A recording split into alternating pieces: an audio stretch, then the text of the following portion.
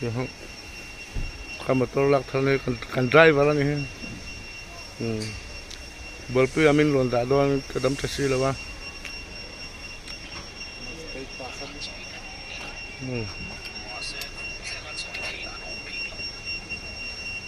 สิเกวันได้อะเซอร์วิสซิ่งเคติดตัวนี่อะแต่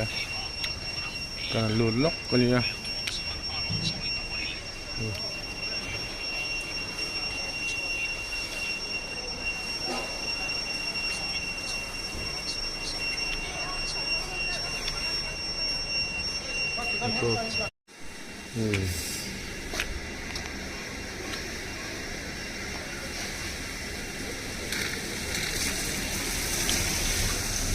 สิเกวันได้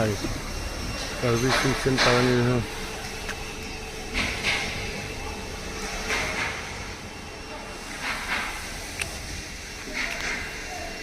อายุผมครบมือKom hai sia. Nak tungsi ngak ini kan suak tu na buat beri lampang panin. Zan nak hian, dalam kau mania. Hey, kom mal te. Hey, tip channel deh. Hey, nu berhi. Sebelum tu, maya. Ni ni tu kan channel ini ni ya. Kan lam chu, zaman zaman chat tapi ni tu kan lom le. Hey, tak hian ni tu pa ni ya tak siapa. Nên theo ruột luôn mày em cần nuôi thế nó phê sẵn lệ nuôi nuôi thế thì nó quỳ lệ chuyện nuôi mà mi thế cả ngày đón hết mày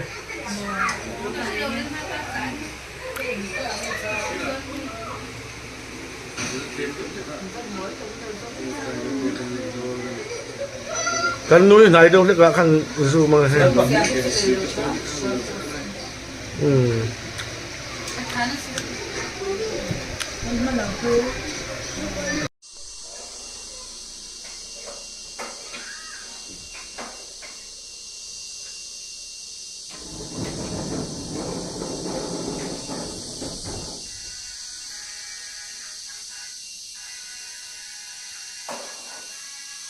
chung rong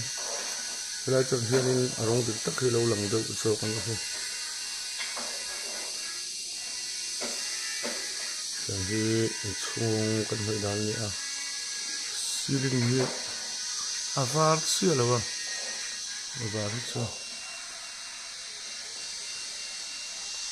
then rong te kan hai thar ro te le a ke mai rong sul do to ka tiang la kan hai chat thianin lo thar ve le chi ta rong hơi tôi rong hơi thiêm tắc mấy nia chung ở phố căn lom tắc rất là nhiều với nãy có bốn năm bằng rong hiền hơi chun rong lẽ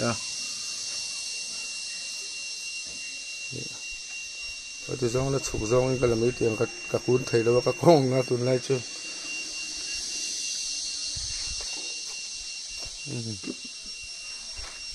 thì skirting bằng hi gray thì đó như là anh chị em có hiểu pencil rong tí đó là em được xí tiếng khác đi à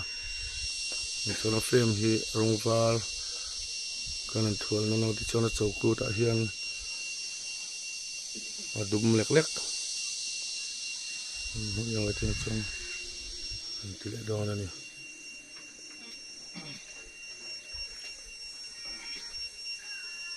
cần phát tốt cả chôn lại về đón thấu chôn cho thế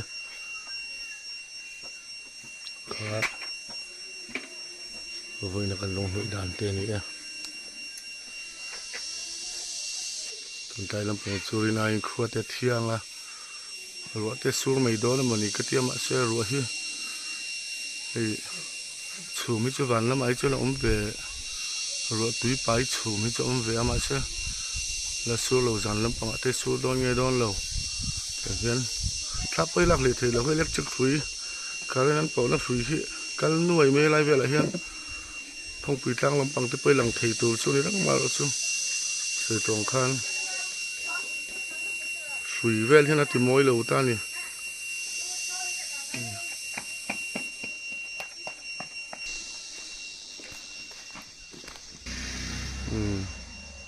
Rồi rong kan hoi dan deu chu ni a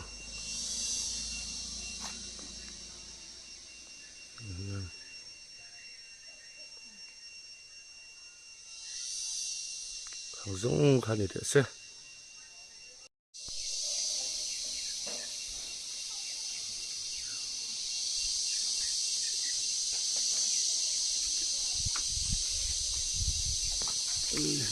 cái điểm trong thời đà là gì à nó đo viết lên cái gì à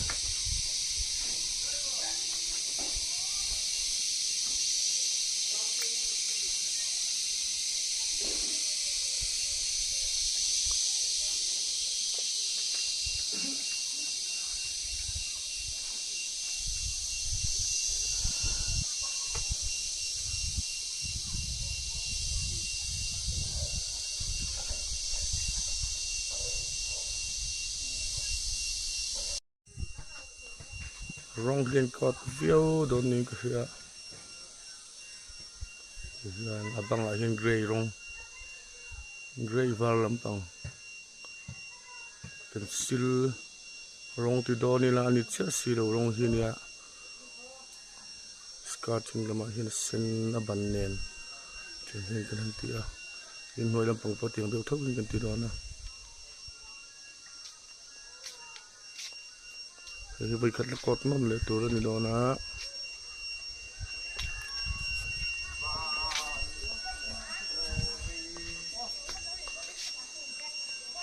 bagian ini kadang